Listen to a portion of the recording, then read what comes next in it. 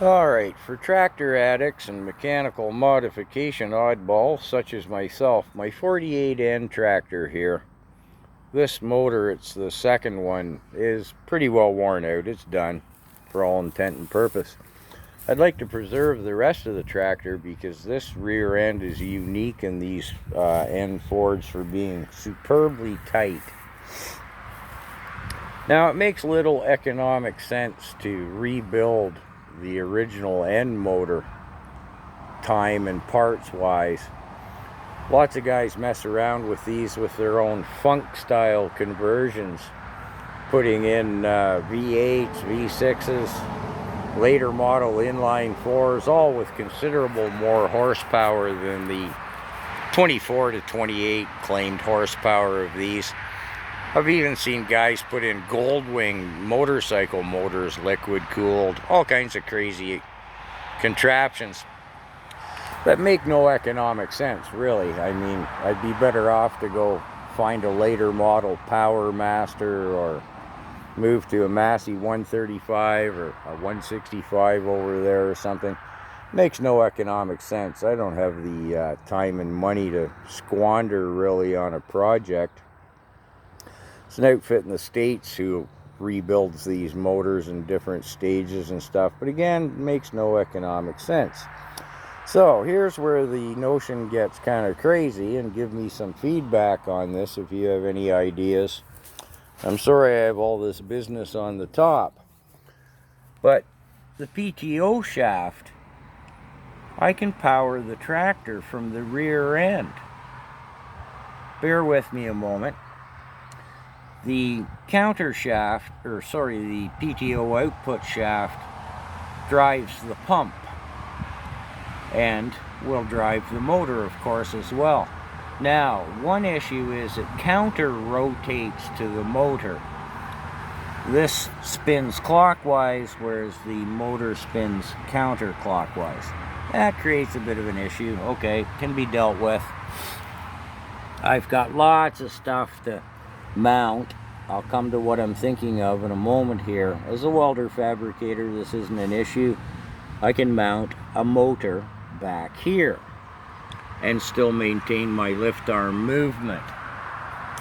What I'm thinking is, in the States, you guys have Harbor Freight, I think it is. Up here we have Princess Auto. You can buy cheap, say, an air-cooled V-twin motor that, well, you know, I don't know how big I can go, 30 horse anyways, which is plenty.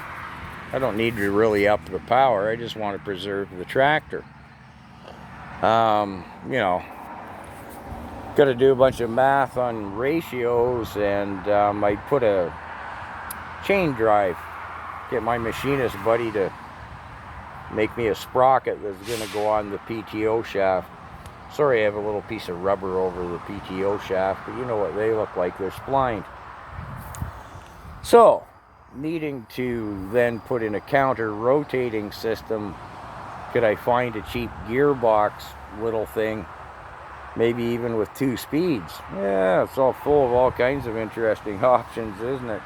Again, it really comes down to the math on getting the ratios right. And at that point, I'd split the tractor. I think I'd leave the flywheel in, but remove the crank the crankshaft, and just drop the pistons and everything. It all comes right out of the bottom of the tractor, leaving the engine block in place as a structure, and not have to build a frame and a bell housing and everything to attach another motor. So, I don't know if that project will ever come to fruition or not, but this motor is, again, the second one. These tractors are over 70 years old now. This is a 1948. Kind of doesn't make economic sense to just, I can go buy these things a dime a dozen really cheap once the tires are worn. The resale value on these now are almost nothing. Nobody really appreciates what they can do. No one wants to put the time and the money into them, again, particularly if the tires are done, because that's a $1,500 touch to replace 2 rear tires, and usually the rims are rotted by then, and etc. So, and another thing, the reason I've been thinking about putting some kind of a V-twin motor on the back like that is they're governed.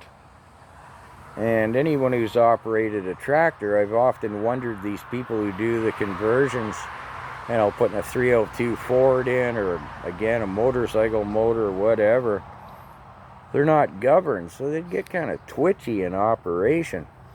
And I've always wondered how I would govern that, you know what I mean, put a governor on it.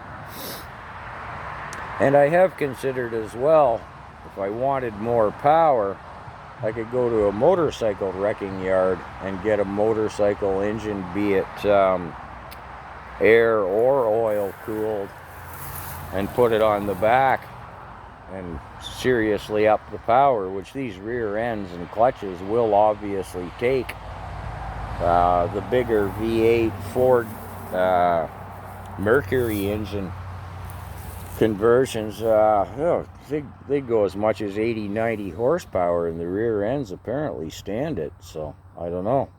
As far as putting a motor on the back goes for some weight, well, it's easy enough to put a counterweight on the front.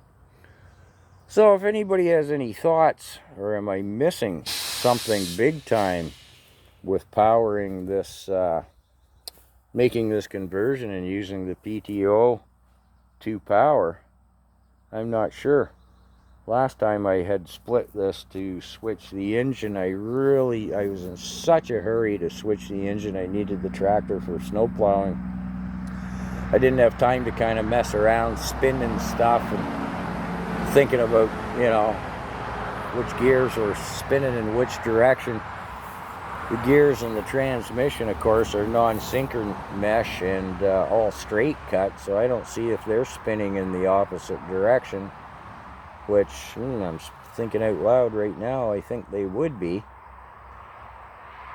And no, the pump spins in the right direction off of the PTO shaft. That's a given. So anyways, just some delirious thought, and any feedback for anybody who's crazy enough to be watching this video,